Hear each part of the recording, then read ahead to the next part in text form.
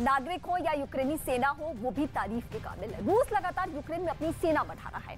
Chechen के लड़ाके भी Ukraine में लड़ाई लड़ रहे हैं और वो उतर चुके हैं मैदान में।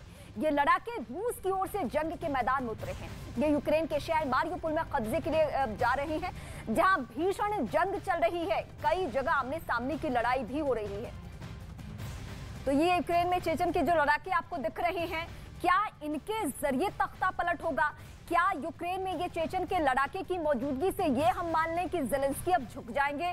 हालांकि ज़ेलेंस्की के तेवर में थोड़ी सी नरमी तो पहले की तुलना में आई है, लेकिन वो कहते हैं ना कि सब कुछ गवा के अगर आप झुके भी तो क्या बचा लिया।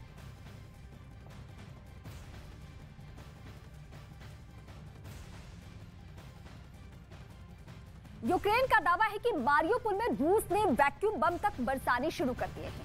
थर्मोबैरिक रॉकेट लॉन्चर, वैक्यूम बम या एरोसेल बम के नाम से मशहूर ये एक ऐसा बम है जो बहुत बड़े इलाके को तबाह कर सकता है। जिस आमतौर पर रॉकेट लॉन्चर के जरिए छोड़ा जाता है, लॉन्चिंग के बाद ही इसके अंदर के कण एक्टिवेट होते हैं, जो आसमान की तरफ जाने के बाद खास तरह के केमिकल से मिलकर बादल बना देते हैं। मतलब लॉन्चर से छूटने के बाद रॉकेट से एक खास तरह का बादल बनता है।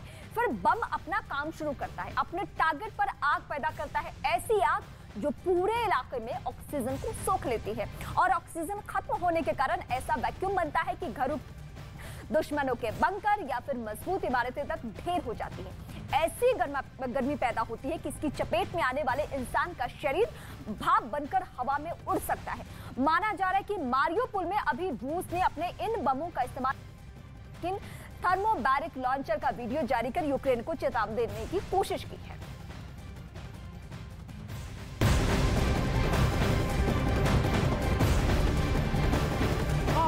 पलायन ये सबसे बड़ी वजह होती है पलायन की, और महायुद्ध ब्रेकिंग के जरिए अब आप तक ये खबर पहुंचाने जा रहे हैं कि किस तरह से यूक्रेन के मारियोपोल से भी 45,000 लोगों का ये पलायन सामने आया है। इस वक्त की बड़ी खबर आप तक पहुंचा दें कि यूक्रेन के मारियोपोल से भी लोग दहशत के चलते, डर के चलते पलायन करने के लिए मजबूर नजर आ रहे हैं। करीब 45,000 लोगों का पलायन देखे किस तरह से सामने आ रहा है। अपनी बसी बसाई जिंदगी को अपनी आंखों के सामने से उजड़ता देखने के बाद ये लोग पलायन करने को मजबूर हैं।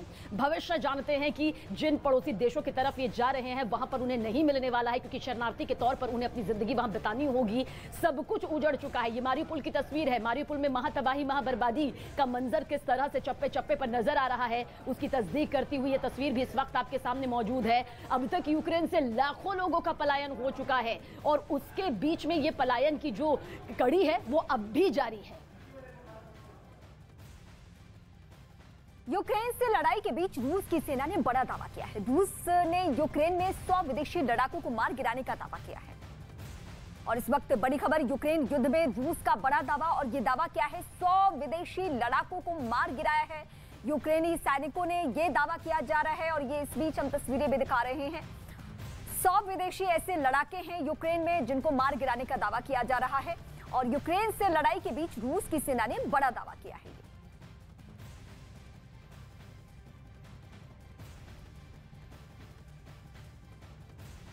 यूक्रेन के राष्ट्रपति ज़ेलेंस्की ने सोमवार को रूस पर खेरसोन में प्रदर्शनकारियों पर गोली चलाने का आरोप लगाया, जिस पर रूसी सेना का कब्जा है। और ज़ेलेंस्की ने अपने नागरिकों से देश की रक्षा करने के लिए आगे आने की अपील की है और कहा है कि हम अपनी स्वतंत्रता और शांति के लिए मुकाबला करेंगे।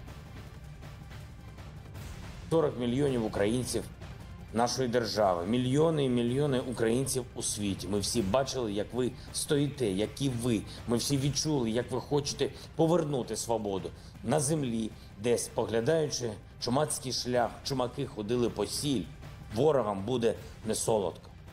І як тільки ми зможемо до вас пробитися, як зможемо до вас прорватися, кожного окупанта, який стріляв у мирних херсонців просто за синьо-жовтий колір, чекає чорна полоса.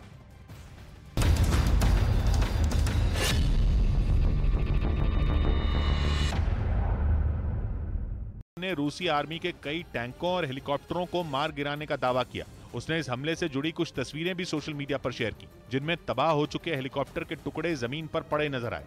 उधर यूक्रेन की सेना ने ओदेसा में रूस के एक जहाज को ढेर करने का दावा किया। यूक्रेन ने समंदर में हुई इस गोलाबारी का एक वीडियो जारी किया। जिसमें धमाकों के बाद समंदर में ऊंची लहरें उठती दिखी। वहां इस तरह एक के बाद एक कई धमाके हुए। यूक्रेन ने दावा किया कि इन धमाकों के जरिए उसने समंदर में रूस के एक जहाज को ढेर कर दिया।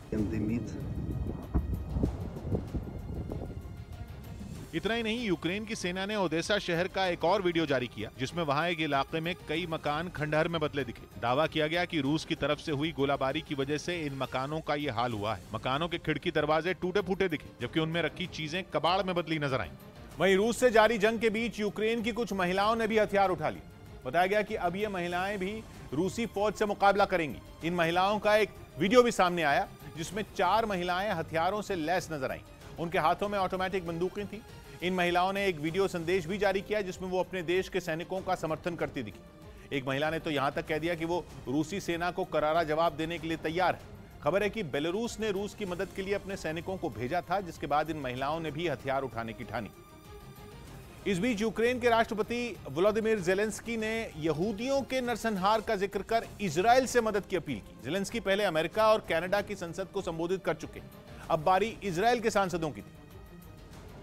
और ज़ेलेंस्की के इसी भाषण को सुनने के लिए सांसद ही नहीं बल्कि इजराइल के कई लोग भी बेताब नजर आए। इसके लिए बड़ी संख्या में ये सभी लोग इजराइल के तेल अवीव शहर में जुटे, जहां कई लोगों ने एक बड़ी स्क्रीन पर यूक्रेन के राष्ट्रपति का भाषण सुना। इस भाषण के बीच बीच में लोग तालियां बजाते भी दिखे।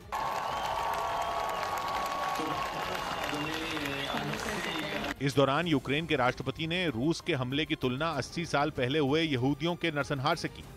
ज़ेलेंस्की ने कहा कि तब यूक्रेन ने यहूदियों का साथ दिया था और अब इजराइल को यूक्रेन के साथ खड़ा होना चाहिए। По видеозаписи и перед народом Израиля президент Украины, которого в Москве обвиняют в нацизме, выступал в КНЕ। यही नहीं, ज़ेलेंस्की ने दावा किया कि रूस ने यूक्रेन के बाबी यार स्मारक को भी निशाना बनाया, जो कि दूसरे विश्व युद्ध में जान गंवाने वाले यहूदियों की याद में बना था। ज़ेलेंस्की खुद यहूदी और उस नरसंहार में उनके कई रिश्तेदार भी मारे गए थे। ऐसे में ज़ेलेंस्की ने अपना ये दर्द भी इजराइल के सांसदों के सामने रखा। और यूक्रेन के राष्ट्रपति ने दावा किया कि अब पुतिन भी हिटलर की तरह यूक्रेन में नरसंहार की तरफ बढ़ चुके हैं। ज़ेलेंस्की की ये बातें सुनकर इजराइल के सांसदों ने भी यूक्रेन के लोगों के लिए अपनी सहानुभूति जताई। साथ ही रूस के हमले को उन्होंने गलत बताया। כדי להביא כמה שיותר מהר להפסקת האש ולסיום המלחמה। ज़ेलेंस्की ने पुतिन की तुलना हिटलर से की और पुतिन को यहूदियों का विरोधी भी बता दिया। उधर यूक्रेन ने पूर्व जिम्नास्ट अलीना कबाएवा के रूसी राष्ट्रपति की पत्नी होने का दावा किया और बताया कि वो स्विट्जरलैंड में खुफिया जगह पर रह रही हैं। ऐसे में ज़ेलेंस्की सरकार ने स्विट्जरलैंड से उनकी सुविधाएं खत्म करने की अपील की और उन्हें स्विट्जरलैंड से बाहर निकालने की मांग उठा दी। यूके की कई मीडिया रिपोर्ट में यूक्रेन के हवाले से अलीना कबाएवा के पुतिन की पत्नी होने का दावा किया गया। कहा जा रहा है कि यूक्रेन पर हमले से ठीक पहले व्लादिमीर पुतिन ने उन्हें स्विट्जरलैंड में किसी सुरक्षित ठिकाने पर भेज दिया था, लेकिन अब वो रूस और यूक्रेन युद्ध में बुरी तरह फंस चुकी हैं। खबर है कि वहां के लोगों ने अलीना को स्विट्जरलैंड से बाहर निकालने की मांग तेज कर दी। बताया गया कि स्विट्जरलैंड के लोग उन्हें इसलिए अपने देश में ठहरने की जगह नहीं देना चाहते क्योंकि उनका मानना है कि अलीना के रिश्ते यूक्रेन को युद्ध में धकेलने वाले पुतिन से हैं। एक खिलाड़ी के रूप में उनके नाम कई खिताब और मेडल शामिल हैं। सफल जिम्नास्ट रही अलीना कबाएवा ने ओलंपिक खेलों में गोल्ड मेडल भी जीता है।